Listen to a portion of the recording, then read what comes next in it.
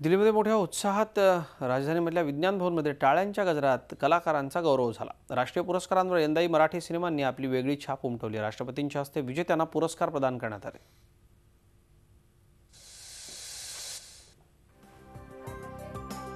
राजधानी दिल्लीतल्या विज्ञान भवनात रंगलेला हा राष्ट्रीय पुरस्कारांचा शानदार आणि तितकाच भव्य दिव्य सोहळा यंदा सर्वाधिक लक्षवेधी ठरला। सुमित्रा भावे आणि सुनील सुखतनकर दिग्दर्शित कासव हा चित्रपट सुवर्ण कमळावर मोहर उमटवत या सिनेमानं राष्ट्रीय स्तरावर सर्वोत्कृष्ट चित्रपट म्हणून बाजी मारली। राजेश मापुसकर दिग्दर्शित आणि प्रियांका चोप्राची पहिलीच मराठी निर्मिती असलेल्या व्हेंटिलेटरचाही पुरस्कार सोहळ्यात चांगलाच बोलबाला झाला। राष्ट्रीय पुरस्कारात व्हेंटिलेटरनं 3 विभागांमध्ये बाजी मारली।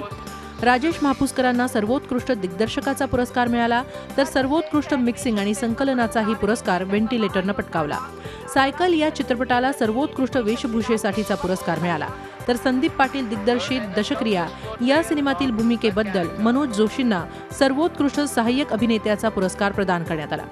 सर्वोत्कृष्ट प्रादेशिक चित्रपट म्हणूनही दशक्रियाचा गौरव करण्यात आला। एकूणच यंदाही मराठीचा झेंडा दिल्ली दरबारी मोठ्या दिमाखानं फडकताना दिसला। हिंदीमध्ये सर्वोत्कृष्ट अभिनेता ठरलाय खिलाडी कुमार अक्षय। अनेक वर्ष राष्ट्रीय पुरस्काराची हुलकावणी दिलेल्या अक्षयसाठी यंदाचं वर्ष मात्र खास आहे। रुस्तम मधील भूमिकेसाठी अक्षयनं या पुरस्कारावर आपली मोहर उमटवली आहे। तब्बल 26 वर्षांनंतर मिळालेला हा पुरस्कार बॉलिवूडच्या या खिलाडीला आणि त्याच्या चाहत्यांसाठी आनंदाचा क्षणच म्हणावा लागेल। सर्वोत्कृष्ट लक्षवेधी अभिनेत्री ठरली आहे सोनम कपूर। निर्जातील भूमिकेसाठी सोनमला हा पुरस्कार देण्यात आलाय। निर्जाला सर्वोत्कृष्ट हिंदी चित्रपट आणि सर्वोत्कृष्ट लक्षवेधी चित्रपट म्हणूनही निवडण्यात आलाय। सर्वोत्कृष्ट सामाजिक चित्रपटासाठी पिंकची निवड करण्यात आली आहे। गीतांजली कुलकर्णी आणि आदिल हुसेन यांची भूमिका असलेला मुक्ती भवन हा सर्वोत्कृष्ट लक्षवेधी चित्रपट ठरलाय। दंगल फेम झायरा वसीमला सर्वोत्कृष्ट सहाय्यक अभिनेत्रीचा पुरस्कार मिळालाय।